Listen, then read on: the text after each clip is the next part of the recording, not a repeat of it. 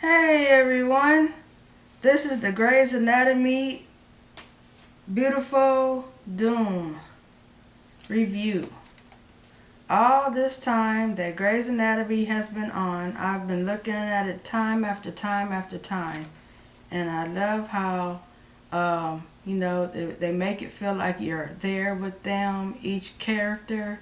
They had from the black man that came out and said he was gay and I liked him. They took him off the show. Then they put the two girls on the show that got married, and she lost her leg from having the airplane crash at the beginning of the season. But I just like to mention that I just got finished watching the one for this evening, and one of the pet peeves that I have is when you tell somebody that you're watching the program and they tend to call you anyway. Well, that's when you got to turn your phone off so that people don't, disturb you.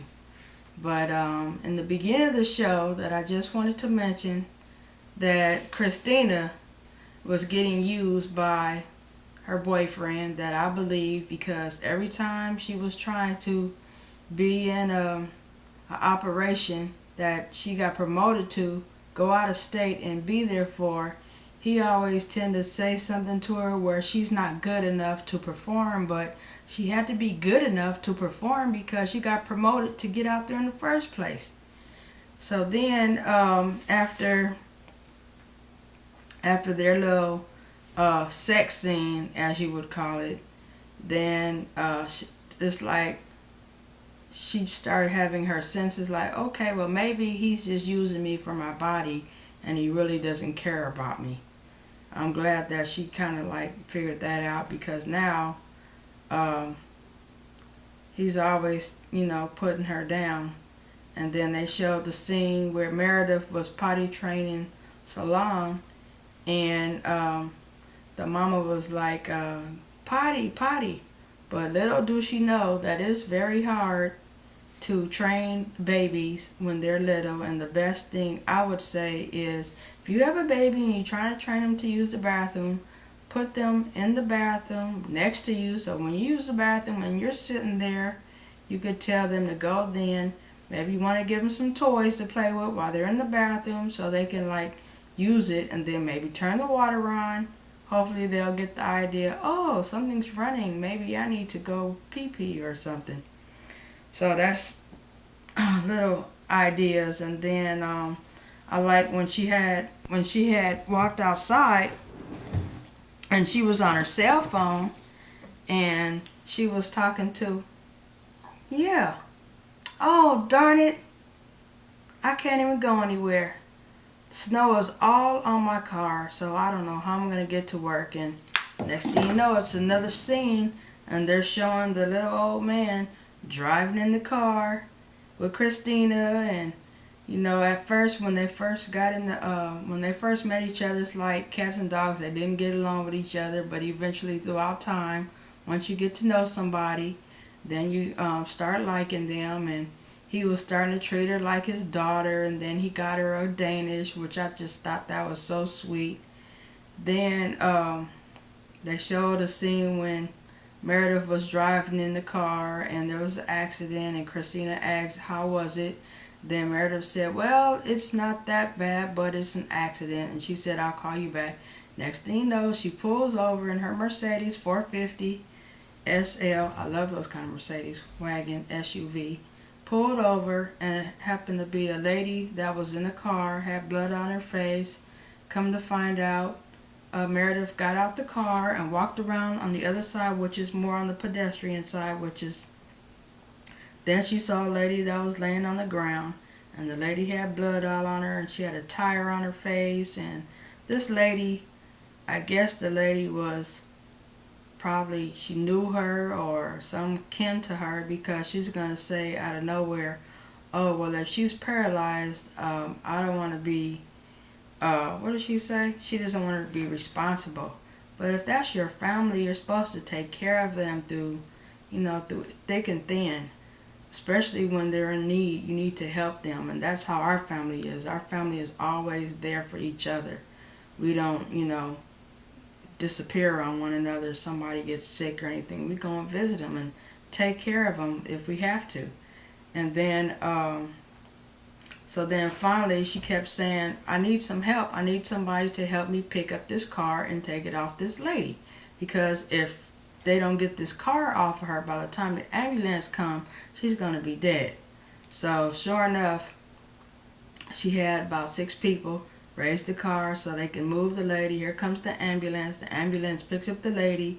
They got her to surgery, and the surgery was going fine. And next thing you know, Christina was in there talking to Dr. Parker, and you could tell he was jealous because he was jealous of Christina spending so much time at the hospital with the old man. But little does he know, she's getting wiser just by talking to him about different things that he knows, because he looked like he was about 70 years old. So he's got like 40, 50 years of experience, not considering Dr. Parker, that looks like he might have had no more than 5 to 10 years of experience. So anyway, the old man and Christina was in the surgery, and next thing you know, here comes the stalker, I would say, her boyfriend, Dr. Parker, wondering what Christina's doing. And Christina's like, well, you know, I've gotten promoted to come out here to do a certain job,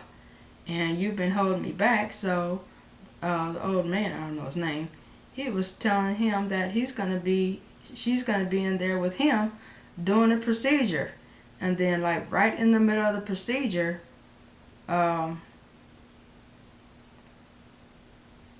happened? I'm getting, what is that? Alzheimer's at a young age, I guess, because I'm in my 40s. So now I forgot. But anyway, Meredith wants to save the lady's life because she was having surgery.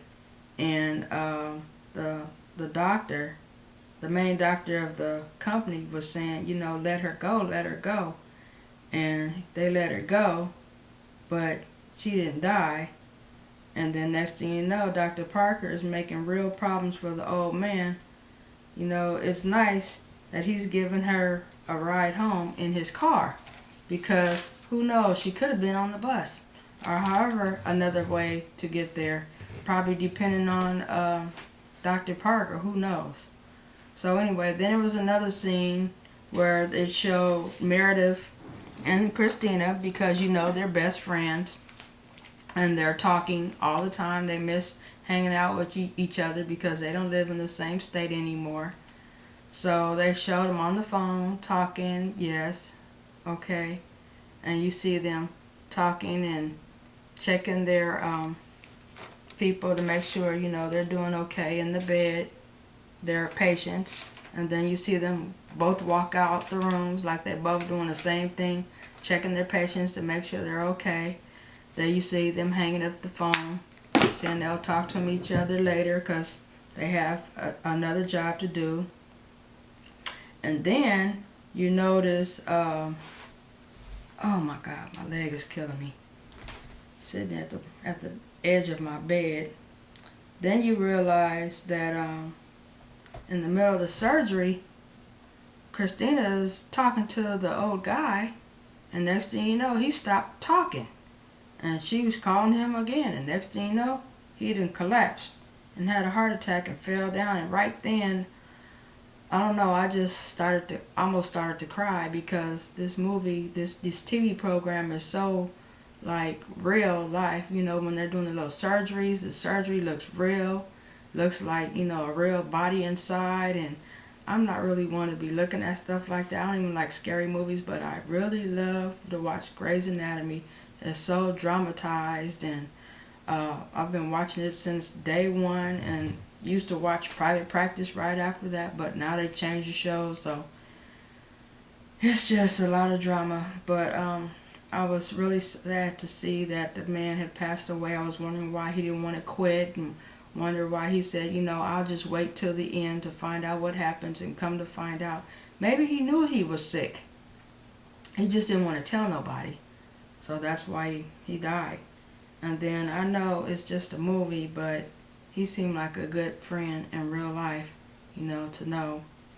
And the lady that Meredith saved, she realized who saved her, and she remembered, the people around her, and she was telling Meredith, "Oh, I remember you. You saved my life."